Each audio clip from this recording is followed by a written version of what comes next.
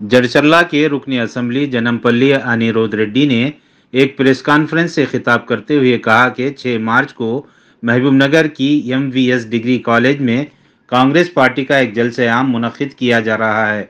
उन्होंने बताया कि इस प्रोग्राम में तेलंगाना के चीफ मिनिस्टर रेवंत रेड्डी शिरकत करेंगे। रुकने असम्बली अनिरुद्ध रेड्डी ने जलसे को कामयाब बनाने की जड़चर्ला असम्बली हल्के के अवाम से अपील की। उन्होंने दावा किया कि महबूबनगर जिले की 2 एमपी नशिस्तों पर कांग्रेस की कामयाबी यकीनी है। इस मौके पर जेडी नित्यानंदम, सैयद मिनहाजुद्दीन, सदर टाउन कांग्रेस बोरला वेंकटैया, फखरुद्दीन बाबा, टी नसीर के अलावा दीगर कायदीन मौजूद थे। అట్లాంటి ఏమి జరగదు ఇక్కడ। కాంగ్రెస్ పార్టీ ఖచ్చితంగా మనము నాగర్ కర్నూలు కానీ మేము కానీ ఇక్కడ మనం గెలవబోతున్నాము। ఇది సీఎం రేవంత్ రెడ్డి గారు పాలమూరు బిడ్డ 2 గెలిపించి వాళ్ళకి గిఫ్ట్గా ఇవ్వబోతున్నాం అని చెప్పి కూడా మీకు తెలియజేస్తున్నాను।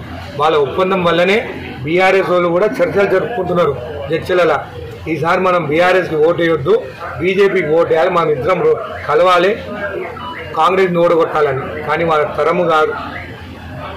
తరము కాదని చెప్పి మీకు తెలియజేస్తాం। మీరు చేసే భూ కబ్జాలకి, భూదందాల కోసము ఇప్పుడు బీజేపీకి ఓటేసి మీకు అండగా ఉండాలని చూస్తున్నారా మీరు? అది జరగదని చెప్పి మీకు తెలియజేస్తున్నాను। ఈసారి కూడా మీరు ఓడిపోతున్నారు।